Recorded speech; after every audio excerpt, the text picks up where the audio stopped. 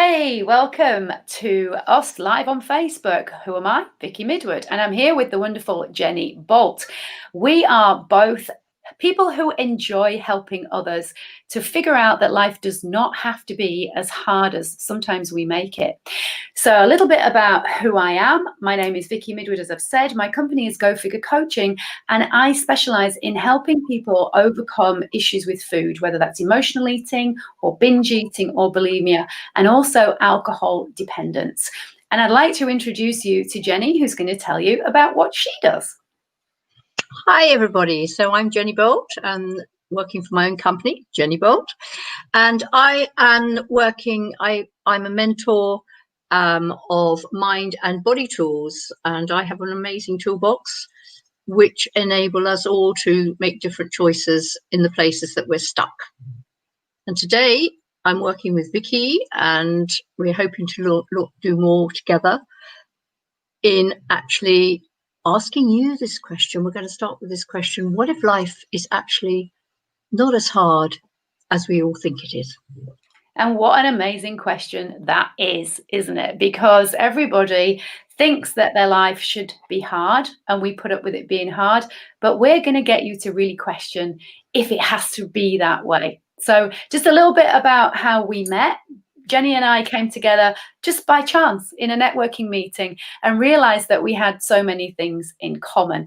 And that question cropped up pretty early on because we both understand, me from an addiction point of view and how people use food or alcohol to cope with life, and Jennie from all her experience, because Jennie's experience is vast, over years of teaching, that we discovered that we can help people with very similar tools to reduce anxiety, to change the way that we think, how we talk to ourselves, and how we behave. So I'm going to ask Jennie that question. What if you could choose to do something slightly different today to make your life a little bit easier? What would you do? That's a great question too. And this is all about choices. And each morning I wake up and say, what grand and glorious choices can I make today to create more ease and joy in my life? And I start that off. Say that again, a bit slower. Repeat that. Say it again. Love it. What can I be and do today to create more joy and ease in my life today? Nice. And, that question, and the aim of the question is not to suddenly flood yourself with, oh, I can go in the park, I can do da, da, da. It's actually just to leave it out there. So though we are going to use questions, and we'll talk more about that later, the questions that we're using now are just ones to actually expand you, and no expectation of an answer. It's more about being the invitation to what else is possible from asking that question, and just wait for things to come into your head. So always when you've asked them, just give them a little bit of space and see what happens. Okay, and so for people who always want to have an answer straight away, what would you say to them? I would say, what if you didn't need one? We tend to, in this life, our whole world, questions are always thrown upon us as though we have to find an answer. What if we didn't? Yeah. Answers create a conclusion. They're very finite. And often our questions then are, when in our heads, when we're asking it, we've almost come to what it is we're wanting. So that is like closing down the box before we've even opened it up to see what else is possible. I love that picture of a box, and you're going to share with us some of your amazing drawings a little bit later on in further episodes, unless you have one handy.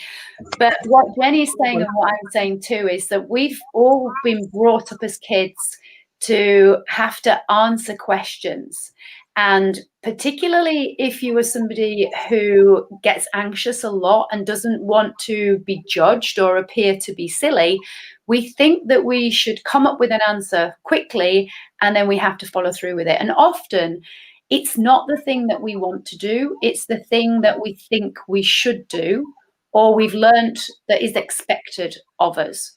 And what both Jennie and I have discovered is if we can let go of those expectations and the social conditioning to have always an answer, and to do something that you think you should do, but that actually you don't enjoy and may even be making your life harder, what about you just ask that question of what if? What if I thought and did things differently? Great question. And you touched on a word there that is always close to my heart, because I'm very aware of it. For years, I was doing judgments, big time. Everything I did, I judged myself because it was wrong, it was right, it wasn't this, it wasn't that. What if actually it's not, there is no right or wrong?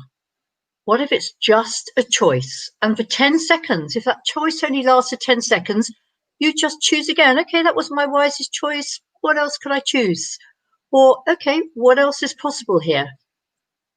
If you start using your tools, you'll notice, and maybe that's something you maybe could become more aware of today, is actually the lightness in the language, rather than this is how it's got to be. Yes. And not, okay, so what else is actually possible here? I haven't even considered. And I love that, because you mentioned something there about lightness in language. And it's not something that we're taught very much about, but in that little sentence or paragraph that you spoke about, that you ask yourself the questions in the morning, that word joy popped up. Yes. And joy is one of those words that when you say it, and we can all say it together, joy. It's hard to say it without smiling, right? Try and say it without smiling. Joy.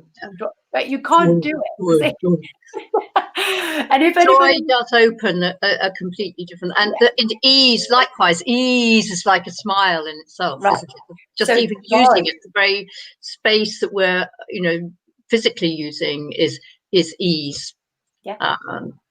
Cool. And what's it doing to your face? It's making you like that smile, and that actually increases the feel-good factors in your body, so the endorphins and the neurotransmitters.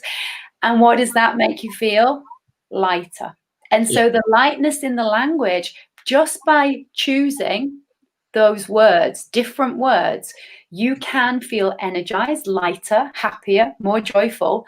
Or if you choose words that feel heavy and make you kind of frown a little bit when you say them, like sad, down, depressed, there's no smile involved. And you could see that my shoulders were going.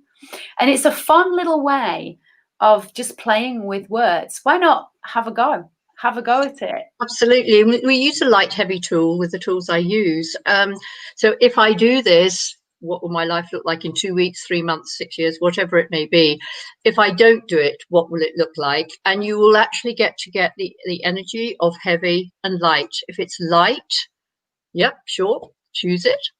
If it's not, you can ask another question. What is it about that I'm not getting? What other choice can I make here? There's lots of questions we can ask ourselves, but I think just being able to understand which words can lift us and just notice how that feels. Because for a lot of my clients who have problems with food and with alcohol, there's a massive disconnect between the physical body and the mind and the emotions. And by just noticing how you feel when you say a certain word, it starts you to help to make that connection, because a lot of us have never done that before. So we don't really know what does light feel in a word? How does it feel? So we kind of have to play with it and notice it. And I think that's a really fun exercise to start with. Yes. And the other one you can do is if you're feeling you're contracting, exactly as Vicky's just mentioned, you do notice the language, and we tend to go right in. You feel as though your body's contracting. You can just go to this moment. We'll tell you more at other times. But what if you just go barriers down, expand out, barriers down, expand out? It releases any of the contractions that you've actually put your body into. And that would be a great place to just practice breathing, so that you can let your rib cage expand absolutely physically, so that if you breathe in and say barriers down, you're going to expand out, and then bring yourself down to a state of calm and relaxation. So really simple tools, but going back to our first question, because that's what we're going to be talking about over the next few weeks. And we're going to be popping in here every week at the same time. And we're going to be asking a different ending to that what if question, because so many of us, what if followed by a disaster scenario. And we're going to invite you to use what if in a much more positive light. Absolutely. And what if just for today, you actually introduce more kindness towards you? What a brilliant ending. Thank you for that, Jenny. And I hope that you join us again really soon. Really look